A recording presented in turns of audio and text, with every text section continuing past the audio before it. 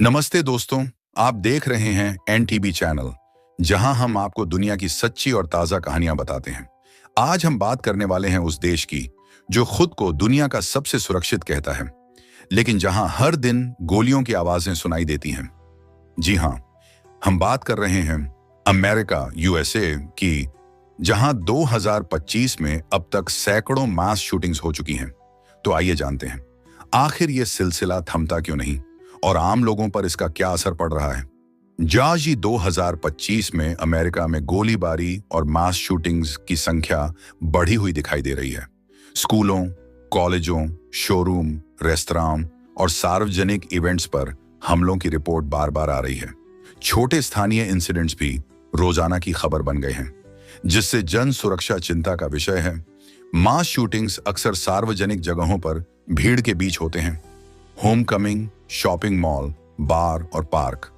कुछ हमलों के पीछे व्यक्तिगत रंजिश, कुछ में मानसिक स्वास्थ्य और कुछ में सामूहिक प्रेरणा, कॉपीकट का कारण दिखता है। कुल मिलाकर ये घटनाएं अचानक हिंसक और व्यापक नुकसान पहुंचाने वाली होती हैं। शिकार अक्सर आम लोग, छात्र, दुकानदार और दर्शक होते हैं, जो घटना के समय बस मौजूद होते हैं। घायल और मरे हुए लोगों में उम्र और पृष्ठभूमि की विविधता रहती है। कोई भी सुरक्षा की नजर में नहीं रहता। परिवार, समुदाय और स्थानीय अर्थव्यवस्था पर इन घटनाओं का दीर्घकालिक असर पड़ता है। गन वायलेंस आर्काइव और अन्य ट्रैकर्स के अनुसार 2025 में गोलीबारी घटनाओं की संख्या चिंताजनक रही। कई राज्यों में कानून नियम अलग अलग होने के कारण समस्या का पैटर्न भी राज्यवार बदलता है। कुल मिलाकर अमेरिका के कई हिस्सों में हिंसा और आग्नेयास्त्र दैनिक जीवन का एक दुखद हिस्सा बन गई है। आसानी से हथियार मिलना इस संकट का बड़ा कारण माना जाता है। कुछ राज्यों में खरीद सरल और तीव्र बैकग्राउंड चेक नहीं, ऑप्ट इन ऑप्ट आउट नियम, लाइसेंसिंग की कमी और निजी बिक्री के धरे कानून अलग अलग राज्यवासियों के बीच भिन्नता पैदा करते हैं। जब हथियार आसानी से मिले तो छोटे झगड़े भी जल्दी घातक रूप ले लेते हैं। सामाजिक आर्थिक दबाव और असमानता, गरीबी, बेरोजगारी और सामाजिक अलगाव भी हिंसा के जोखिम को बढ़ाते हैं। नशे, गैंग संघर्ष और स्थानीय अपराध नेटवर्क कमजोर प्रशासन में हिंसा को बढ़ाते हैं। कई हमलावरों की पृष्ठभूमि में आर्थिक आशंकाएं और सामाजिक असंतोष जुड़े होते हैं। मानसिक स्वास्थ्य और रोकथाम की कमी। मानसिक स्वास्थ्य सेवाओं की पहुंच सीमित होने से समस्याएं एस्केलेट कर जाती हैं। कई हमलावरों के पीछे अकेलापन, अवसाद या अनट्रीटेड साइकेट्रिक इश्यूज मिले हैं। साथ ही सामाजिक मानसिक चेतना कम होने से अर्ली वार्निंग साइंस अक्सर अनदेखे रह जाते हैं। कुछ मामलों में हिंसा सामाजिक मीडिया, ग्रुप चैट और ऑनलाइन एनक्लेव से प्रेरित होती दिखी है। वायरल वीडियोस और प्रेरक पोस्ट एक नकारात्मक प्रेरणा लाते हैं, कॉपीकट इंजीनियर्स को बढ़ाते हैं। ऑनलाइन इको चैम्बर्स में खतरनाक विचार तेजी से फैलते हैं, जिससे अकेला व्यक्ति हिंसक कृत्य कर सकता है।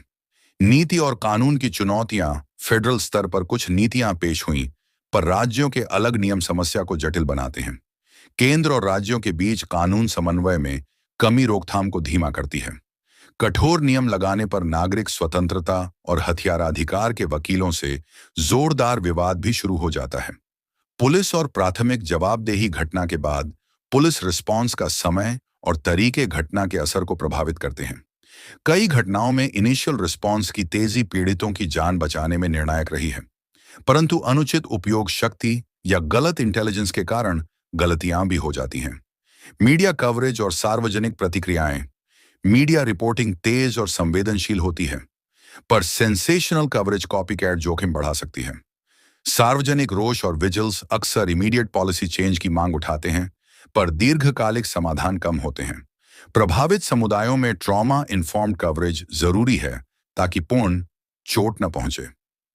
स्कूल और शिक्षा संस्थान की सुरक्षा। स्कूल शूटिंग्स ने शिक्षा नीति को झकझोर दिया।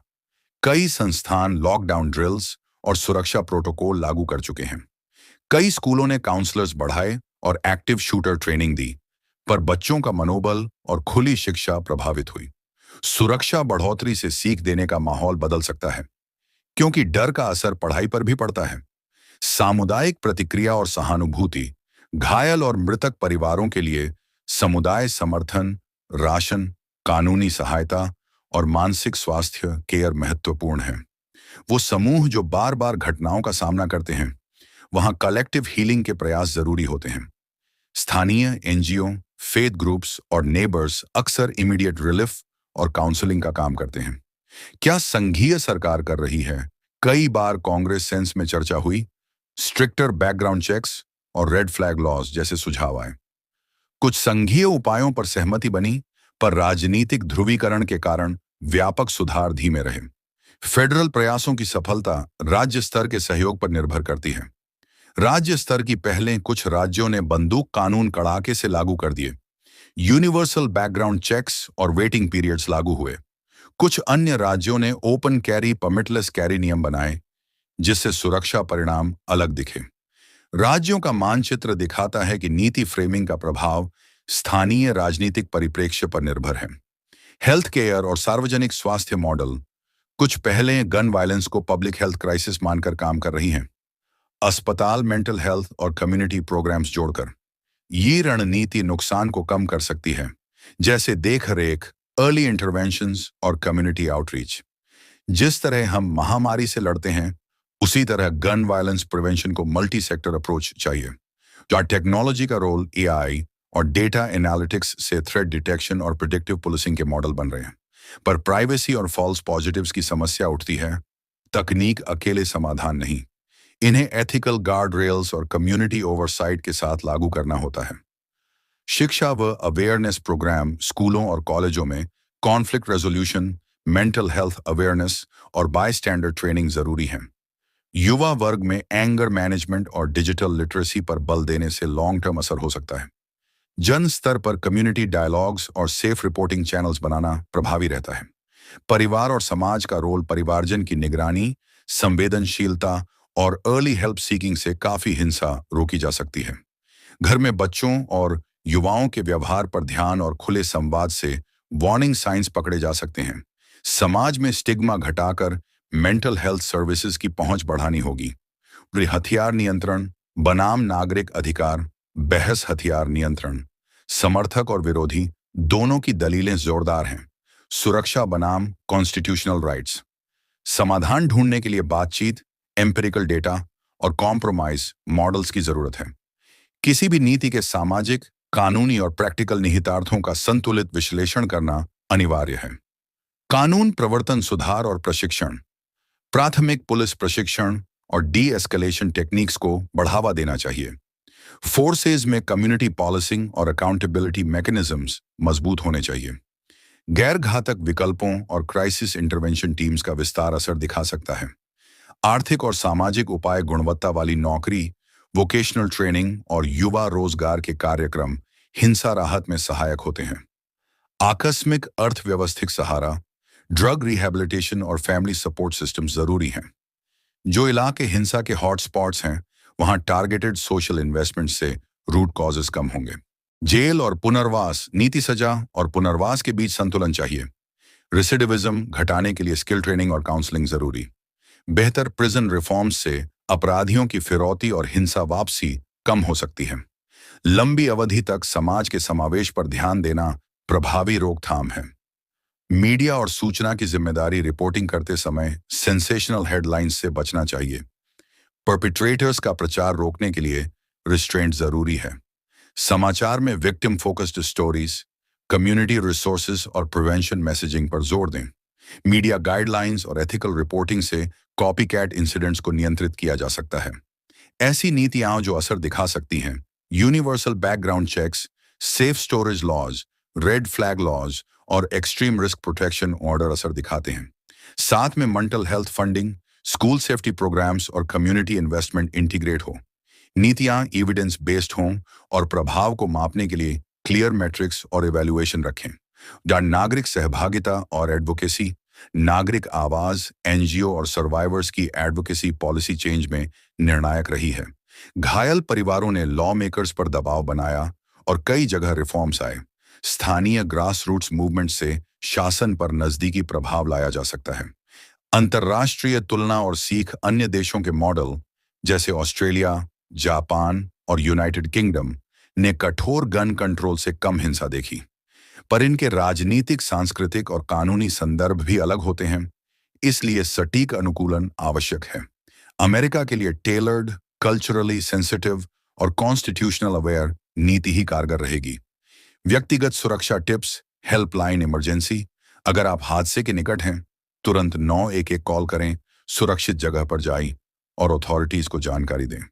बचाव के बेसिक कदम, कवर, कंसील, एस्केप और पहले एड बेसिक्स सीखना उपयोगी रहता है। स्थानीय कम्युनिटी रिसोर्सेज और काउंसलिंग सर्विसेज का नंबर सुरक्षित रखें। दीर्घकालिक दृष्टि और आशा समस्या जटिल है, पर समाधान असंभव नहीं। मल्टी लेयर्ड अप्रोच से असर पड़ता है। नीतियां, शिक्षा, समुदाय और टेक्नोलॉजी मिलकर हिंसा को कम कर सकती हैं। आशा इस पर है कि कलेक्टिव पॉलिटिकल विल और कम्युनिटी एक्शन से बेहतर भविष्य संभव है। निष्कर्ष, क्या हमने सीखा? गन वायलेंस केवल कानून की समस्या नहीं, यह सोशल, हेल्थ और आर्थिक समस्या भी है। समग्र रणनीति, नियंत्रण, इलाज, शिक्षा और समुदाय निवेश ही दीर्घकालिक सुरक्षा दे सकती है। हर नागरिक, नीति निर्माता और समुदाय मिलकर ही सुरक्षा और शांति की दिशा में काम कर सकता है। दोस्तों, अमेरिका की ये कहानी सिर्फ एक देश की नहीं, ये एक चेतावनी है पूरी दुनिया के लिए।